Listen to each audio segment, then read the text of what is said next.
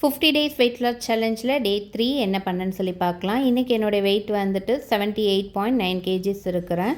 Morning வந்துட்டு empty ஸ்டொமக்கில் வந்துட்டு warm water தான் வந்து எடுத்துக்கிட்டேன். எனக்கு வந்து அந்த சீரகம், சோம்பு, வெந்தயம் தண்ணி வந்துட்டு செட் ஆகலை, அதனால தான் வார்ம் வாட்டர் எடுத்துக்கிட்டேன்.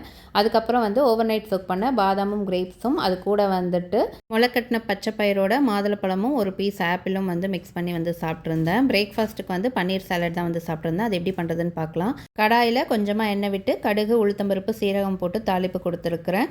ஒரு வெங்காயம் ஆட் பண்ணி 1 நிமிஷம் வேக விட்டுக்கோங்க. அது கூட வந்துட்டு ஒரு குடமிளகா, தேவையான அளவு உப்பு போட்டு 2 நிமிஷம் வதக்கிக்கோங்க.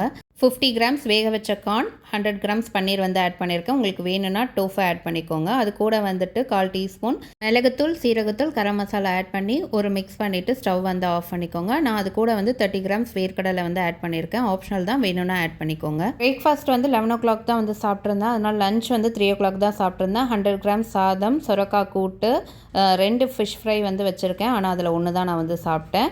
அவரைக்காய் சாம்பார், அது கூட வந்து காலையில் வச்சுருந்த சாலட்டில் வந்து கொஞ்சம் இருந்தது. ஸோ அதையும் வந்து லஞ்சுக்கு வந்து ஆட் பண்ணிக்கிட்டேன். இன்றைக்கான ஒர்க் அவுட் வந்து ஃபுல் பாடி ஒர்க் அவுட் கூட அப்பர் பாடி ஒர்க் அவுட் தான் வந்து சேர்த்து பண்ணியிருந்தேன். லிஸ்ட்டு வந்து நாளைக்கு வீடியோவில் போஸ்ட் பண்ணுறேன். நைட்டு டின்னர் வந்துட்டு சாப்பிட ரொம்ப லேட் ஆகிடுச்சு. 8:30க்கு தான் வந்து சாப்பிட்ருந்தேன். ஒரு இட்லி, அது கூட வந்துட்டு 2 எக் போட்டு ஃபுல் பாயில் தான் வந்து சாப்பிட்ருந்தேன்.